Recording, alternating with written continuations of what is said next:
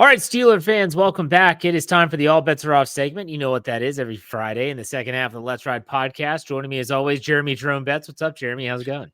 It's going great. Man, I think overall my thought process about the Pittsburgh Steelers has changed a little bit, and I'm interested to see if throughout our conversation today that comes out. But it's been quite an offseason and roller coaster of an offseason. So I wanted to get your feel for where your brain is, where your mind is, where your heart is heading into this game on Saturday in two different ways. I want you to explain to the listeners or to the viewers, because I put this segment on YouTube as well. Give us your take that is the Chicken Little, the sky is falling. Sure. And then I'm going to follow that up with give us the take of all is well. Don't freak out. So we're going to go to both ends of the spectrum here. So let's start with the sky is falling. What causes you the most concern? Yeah, I'm probably going to just go chalk with this, and it's the offensive line. And I think there's not really anywhere else to start other than the offensive line, because there's just so many questions about it. And so if the sky is falling for the Pittsburgh Steelers in 2024, it's because this offensive line can't gel. There's too many moving parts there. There's not enough continuity between the guys, obviously new guys coming in to make significant contributions on this offensive line, Zach Frazier, Troy Fautanu, and also where they're playing on that front five as well. So I think the only one I guess outside of the guards, the only one that we know where he's going to play every snap is Zach Frazier. And so when you're talking about these tackles, what's going to happen here? Is Dan Moore Jr. the best tackle on this team? If so, they've got a problem. And I don't think that's the case, because Troy Fautanu has been injured. We haven't gotten a chance to see him in full yet. And Broderick Jones, I don't think has as many issues as everybody's saying he has. But I think just the lack of continuity as far as where guys are playing, health and all that could be the biggest factor here. And then you start to look a little bit deeper at what's happening at nickel cornerback. Do the Steelers really have a good fourth edge rusher? Can the depth pieces on the defensive line hold up for 2 or 3 games if Cam Hayward misses some time or Keanu Benton misses some time? Are those things actually as settled as we hope and think they are? That's what gives me cause for concern outside of the offensive line. But for this team to get beyond where they were in 2023, 2022, and back 4 or 5 years now, that offensive line and the offense in whole has to be much, much better than we've seen. And so if the sky is falling, it's because that is way behind schedule and not ready for action in 2024. So really your cause for concern is actually in the trenches on both sides. When you talk about the offensive line, you said the defensive line depth. Okay, let's go to the other side of the spectrum. Yeah. What gives you the most confidence, and where are you in terms of, you know what, this is not that big of a deal. I think this group's going to be fine. Yeah, I think I would just go back to what we're talking about. The line in the sand here is whether or not the offensive line works for this group. Because if it doesn't work, you got 2 quarterbacks who don't like to throw over the middle of the field. They don't like to hang in the pocket and just make plays from there as pocket passers. They want to be on the move. They don't like it when things are collapsing around them. They're not 2 quarterbacks that are just going to sit there and take hits in the pocket and make the throws, right? They're going to try to improvise, make mistakes, take sacks. Those are the things that kind of happen there. But if I'm being optimistic, I say that line in the sand, the Steelers can be on the right side of that, on the correct side of that, because I do believe in Arthur Smith's coaching style. I believe in his scheme. I believe in the talent that has been brought into this team. I believe in guys like George Pickens on the outside. I believe in this running back duo. There's too much going for the Steelers as far as talent goes. And you get to the defensive side of the ball where I think the starting talent is just fine. It's some of the best in the league on defense. I would expect this unit to be a top 5 unit, almost guaranteed. And so my concerns for where the sky is falling are actually also the reasons why I think the Steelers can be really good this year, because the dichotomy is that if it works, it's going to be really good. If it doesn't work, though, it could be really bad. So you have kind of a low floor, high ceiling situation there brewing in those key areas. Well, let me ask you this, and this is going to lead us into the discussion about Saturday against the Detroit Lions. What do you need to see, if anything, on Saturday that's going to kind of be like, okay, I told y'all this was going to be okay. Let's start on offense. Yeah. What do you need to see on the offensive side of the ball against the Lions on Saturday? It's going to ease not just your own mind, but probably the mind of a lot of fans as well. I think on time, on schedule playmaking from the quarterbacks in the offensive line, letting the play set up and develop as it's supposed to, so it can be run efficiently. I'm not asking for big explosive plays down the field.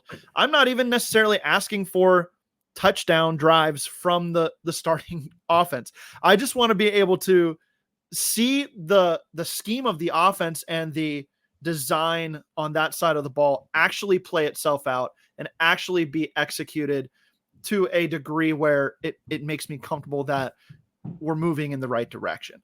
So, I don't know if you got a chance to do so, but I just got a chance to watch JT O'Sullivan from the QB school break down Justin Fields tape from week 2 of the preseason. I bet that was rough. Oh my goodness. It is a tough 50 minutes, Jeff. I'll let you know. 50 minutes, but it's worth the watch. He basically goes through every snap of his gameplay from week 2, and it is excruciating at times.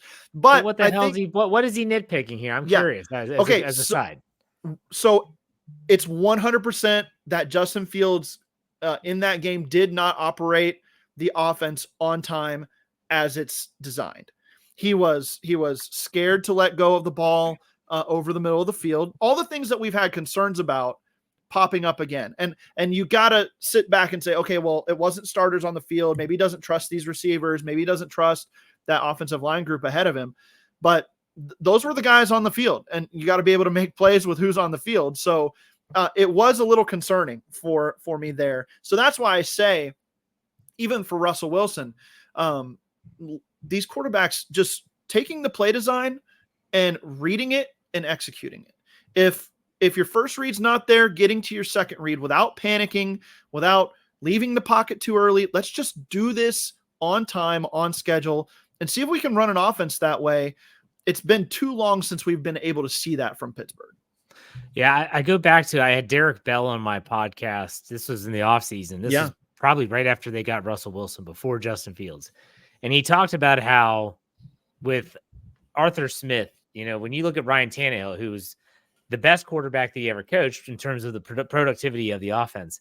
And he talked about how when they had that offense, Ryan Tannehill would drop back, plant his back foot, and he would fire to where he's supposed to throw the ball, sometimes to a fault.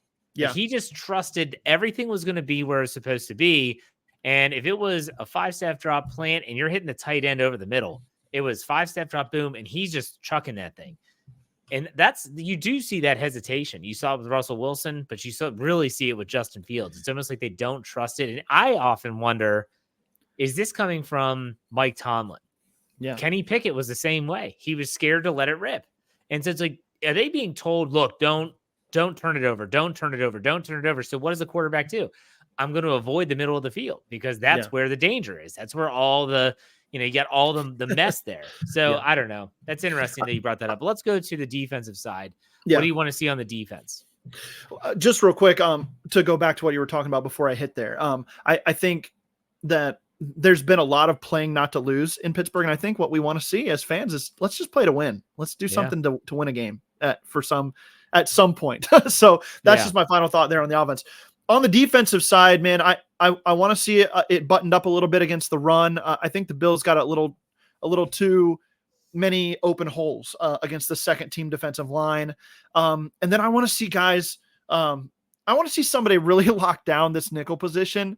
Beanie Bishop with the injury. I know Mike Tomlin mentioned that he was held out of practice in an effort to get him out on the field.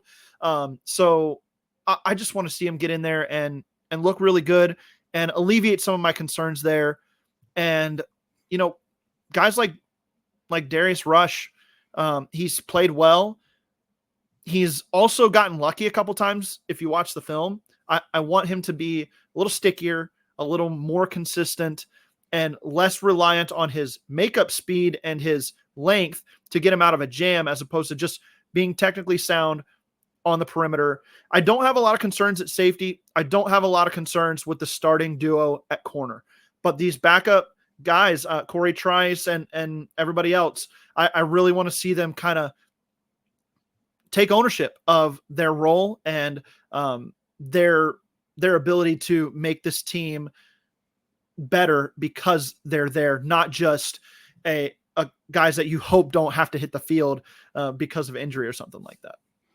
Yeah, it's going to be really interesting as it pertains to, how the Steelers approach this game, because, Mike Tomlin spoke to the media on Thursday and said how this is like a regular work week for them. Typically, there is a little bit more game planning for the Steelers. No, they're not going to dive into a full-on game plan, but I expect them to be a little bit more prepared.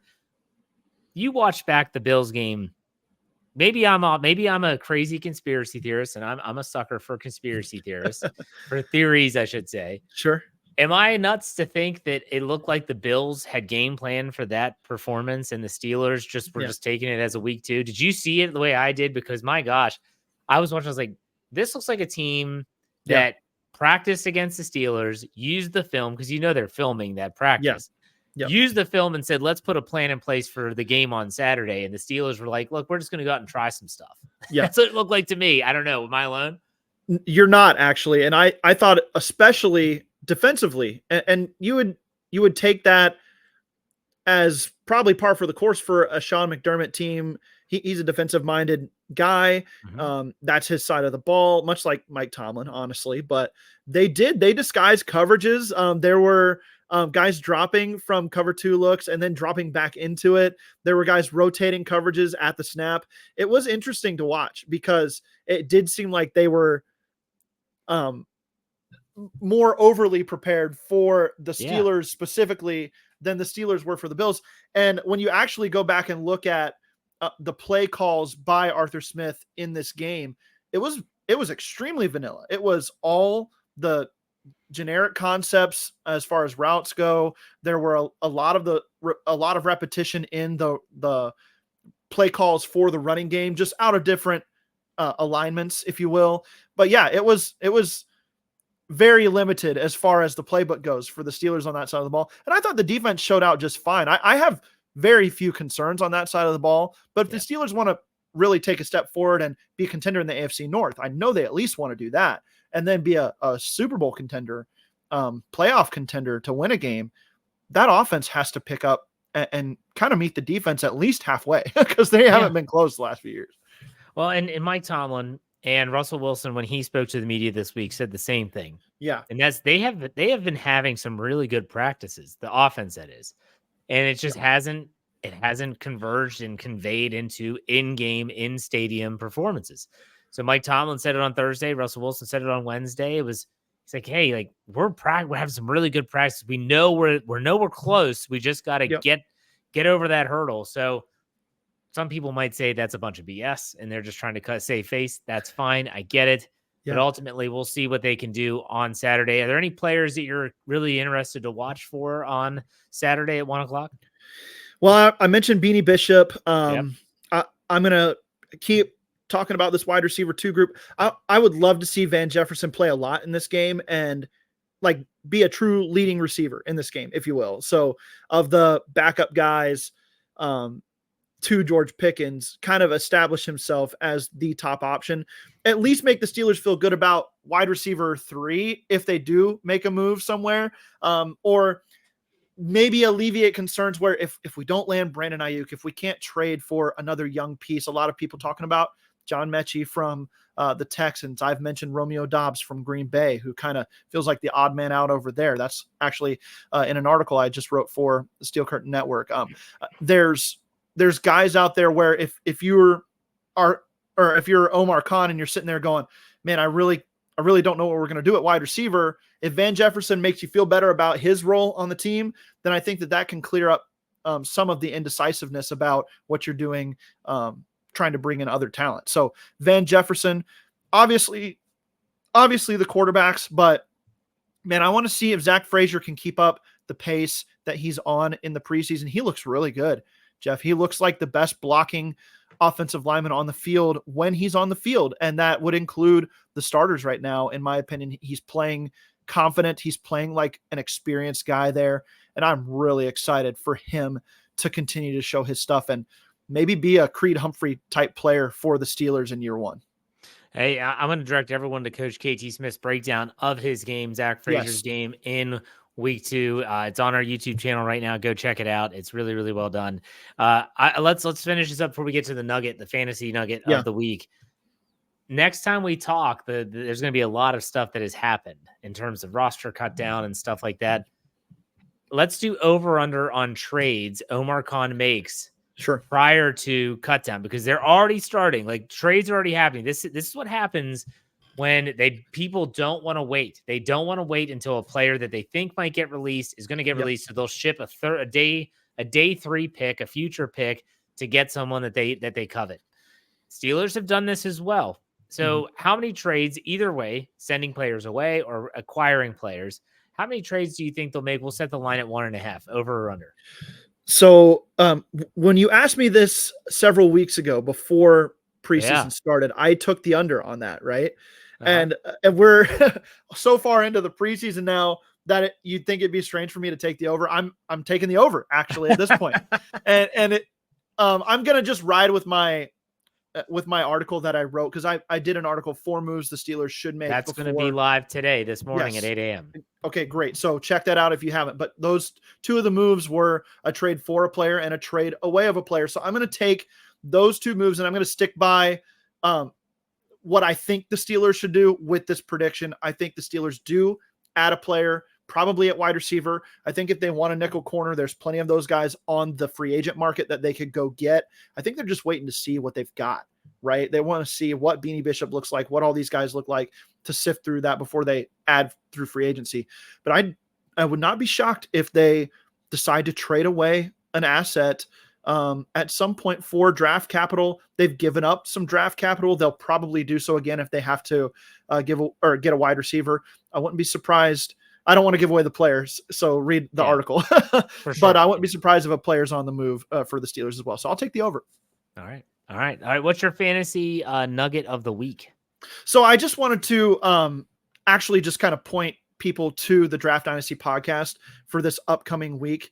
We're going to be taking storylines from the preseason, and we're going to do a little game of buy or sell on those storylines. And there's going to be some Steelers players involved in that, because there's so much to cipher through in the preseason, so much overreaction to everything going on. We want to try to decipher what's real and what's not. So I don't have necessarily a Steelers player fantasy nugget for you this week, but I just wanted to direct the listeners' attention to the Draft Dynasty podcast for this next Wednesday. If you haven't checked it out yet, definitely check it out this Wednesday as you're getting prepped for your drafts. We're going to try to break down these storylines and get you the real information that you need for assessing players and making sure whether or not you want them on your roster for 2024. So just kind of a plug for the DDP, more so than an actual fantasy nugget today. Awesome. All right, Jeremy, thank you for your time as always. Make sure you watching the game live, or are you gonna have to catch it in replay? I think I'll get this one live. Nice. Don't have too many plans this weekend. So all right, perfect. Well, enjoy the game, and we'll talk next week. In the meantime, take it easy. Sounds good, Jeff. Have a good one.